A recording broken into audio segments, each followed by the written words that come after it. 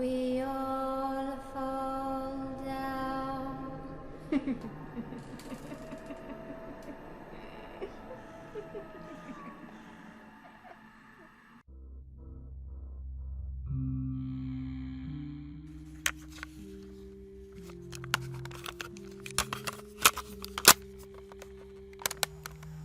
Bonsoir à toi, nouveau gardien de nuit de cet orphelinat.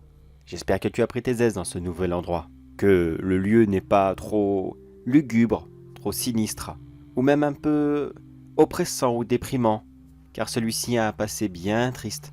Enfin, tu vas me dire, quel orphelinat n'a pas de passé très triste? C'est pas vraiment des lieux qui sont réputés pour être très joyeux. Oh si, je pense que ces enfants devaient s'amuser, parfois, ou même assez souvent, je sais pas. Après, je dis ça, j'ai pas connu. Mais bref, passons. Ce que je veux te dire par là, c'est que moi-même, ayant travaillé, je peux t'assurer que cet endroit est assez spécial. J'espère que tu crois au surnaturel, car ce soir, et tous les autres soirs, tu vas en voir énormément. Alors maintenant que tu as trouvé mon Walkman, cette petite cassette audio, regarde dans le tiroir du bas, et tu y trouveras aussi une petite liste. Prends-la, et nous allons la lire ensemble. Tu es prêt? Alors allons-y. Règle numéro 1. Et certainement celle qui va se répéter toute la soirée. Un peu partout dans le bâtiment, tu verras des silhouettes qui avanceront ici et là. Des petites silhouettes noires. Tu devines bien ce que c'est. Si tu y crois, bien sûr. Mais crois-moi que tu vas rapidement y croire. Ces petites silhouettes représentent tous les enfants, ou alors en très grande majorité, qui n'ont jamais été adoptés. Tous ces enfants marchent encore ici et là, cherchant quelque chose. Ils ne le savent sûrement même pas eux-mêmes. Mais laisse-leur un peu d'espoir. Qu'est-ce qui leur est arrivé? Il y a très longtemps, quand cet orphelinat fonctionnait encore, il accueillait les enfants du plus jeune âge, lorsqu'il les recevait, jusqu'à leurs 18 ans. Et au-delà, ils n'étaient plus leur problème. L'établissement les jetait littéralement à la rue, en leur disant « Bon allez, t'es grand, tu te débrouilles. Bon courage, petite tape sur l'épaule, et adieu ». Malheureusement, avec très peu d'éducation, aucune famille pour les soutenir, beaucoup d'entre eux ont très mal fini. Ils sont restés dans la rue, et puis en sont morts. Froid, faim, les pires choses qu'on peut imaginer. Ici, ils avaient la dernière apparence qu'ils avaient avant de partir, celle qu'ils étaient le plus heureux, un instant de leur vie, qu'ils se sont souvenus, qui les ont marqués, ce dernier moment qu'ils ont eu en tête, juste avant de partir. C'est ce moment qu'ils ont photographié et qui leur donne cette apparence. N'essaye pas de leur parler, ça ne sert à rien. De toute façon, ils sont beaucoup trop déprimés et tristes pour essayer de répondre. Continue simplement à marcher et fais comme s'ils n'étaient pas là. Règle numéro 2.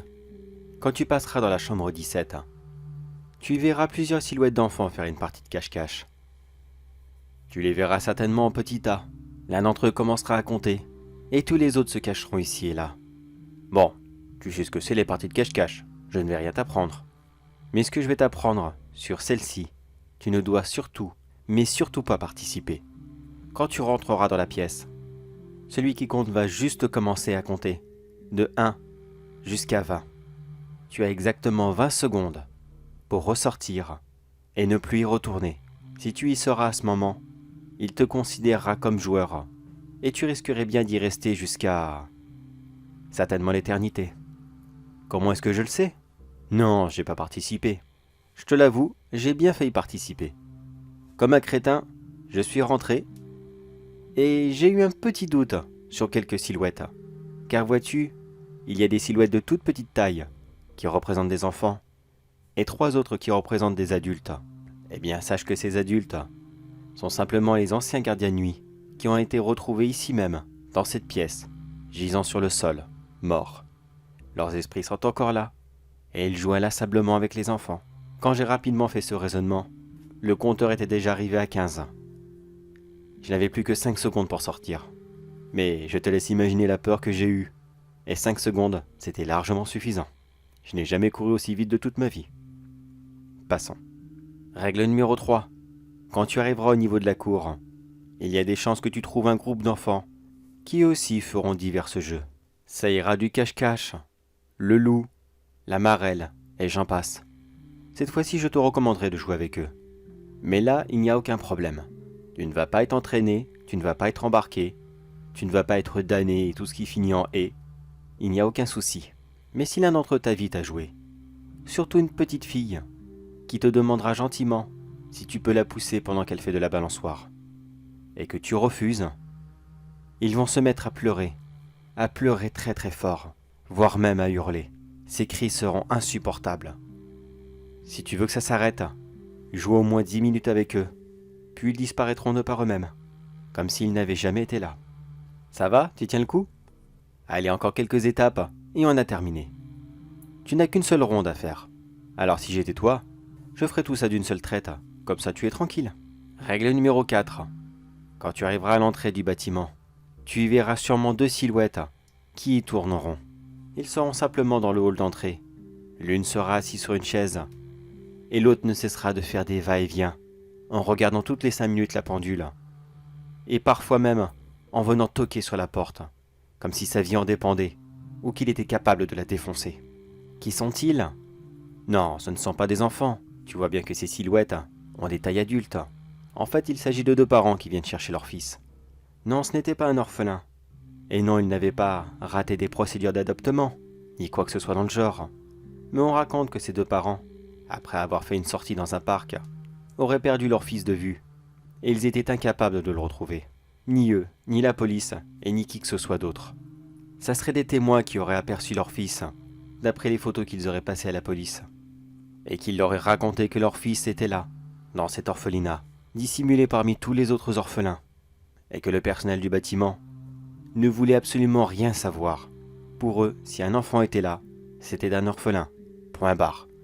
Ils ne se sont jamais donné la peine de vérifier quoi que ce soit, ni même de faire la moindre appel.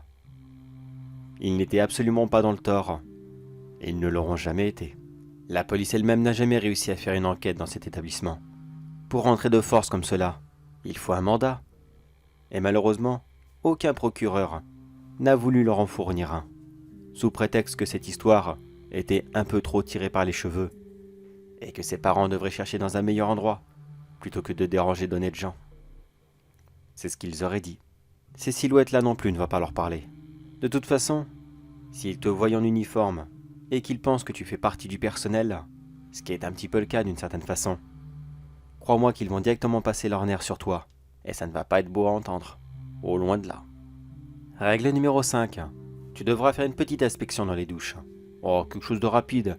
Il faut juste voir si les tuyaux ne fuient pas, si les robinets ne sont pas cassés, ou quelque chose dans le genre. Oui, il y a encore l'eau courante qui passe dans le bâtiment. Ça sert principalement pour les ouvriers quand ils font de la maintenance. Le bâtiment tombe en ruine, et il doit régulièrement être rénové. Dans ces douches, il y a des chances que tu vois 2 silhouettes de taille moyenne. Ces 2 silhouettes seront contre un mur, se feront des caresses, des bisous, et parfois autre chose. Évite de les déranger. Fais comme s'ils n'étaient pas là, car de toute façon eux ne te verront même pas. Regarde à tuyau très vite fait, puis rebrousse chemin. Qui sont-ils eux aussi? Il s'agit d'un petit couple d'ados, qui s'aimaient énormément. Mais le problème qu'ils avaient, c'est qu'ils étaient différents des autres. C'était un couple gay. Est-ce que c'était 2 garçons ou 2 filles? Je ne sais pas. L'histoire n'est pas assez précise là-dessus. Mais ce que je suis sûr, c'est que cet établissement, et surtout ce directeur qui était extrêmement vieux jeu, refusait formellement que ces 2 ados se fréquentent. Leur amour a littéralement été banni et complètement interdit. En public, ils se cachaient. Personne ne devait les voir. Sinon ils étaient la source des moqueries, des insultes. Et ils finissaient tous les 2 punis. Après avoir reçu d'innombrables fois la menace d'être envoyés dans des orphelinats différents pour qu'ils ne se revoient plus jamais. Et sans l'une des raisons que l'orphelinat a fermé. C'est ici même qu'ils se sont donné la mort. Un peu à la Roméo et Juliette, ils se sont taillés les veines, car ils ne s'imaginaient pas une seule seconde être séparés définitivement et ne plus jamais se revoir. Oui, c'est horrible, je sais, mais ce bâtiment a fermé dans les années 80. C'était une autre époque. Ils n'avaient pas la même façon de penser. Elle n'était pas mieux, certes, mais c'était différent. Allez, continuons la visite. Règle numéro 6. Le directeur, justement. Quand tu passeras dans son bureau, il y a de fortes chances qu'il y soit. Il sera assis à celui-ci, dans sa chaise, en train de faire de la paperasse avec une cigarette à la bouche. Tu peux essayer de lui parler, Tu peux lui poser des questions. Tu peux même lui demander pourquoi est-ce qu'il ne voulait pas que les deux ados soient amoureux. Mais en réponse, tu n'auras que des signes de la main, des ouais, c'est ça. Faites votre travail, allez-y, vous le faites bien. Aucun souci, continuez. En gros, cet homme avait tellement d'ego qu'il se fichait littéralement du personnel. Il ne va même pas lever la tête pour te regarder. Il ne saura même pas qui tu es, et de toute façon, il s'en fiche, complètement. Pour lui, tu es certainement le nouveau concierge, et tu n'as absolument pas ton mot à dire. Inspecte rapidement la pièce, et puis, continue ta route. Règle numéro 7. Il y a de fortes chances que dans le placard, juste en face du bureau du directeur, tu entendras la voix d'un enfant qui appelle à l'aide. Il aura une voix étouffée, comme s'il avait été bâillonné, et qu'il avait beaucoup de mal à bouger. Il arrive des fois qu'il tape sur la porte ou sur les murs, afin que quelqu'un l'entende. Est-ce que c'est le directeur qui l'a enfermé ici? Est-ce que ce sont les autres enfants? Était-il la tête de Turc du bâtiment? Est-ce que tout le monde s'est acharné après lui? Ça malheureusement je ne sais pas.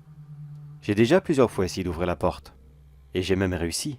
Mais à chaque fois qu'elle s'ouvre, il disparaît, et je n'ai jamais eu aucune réponse.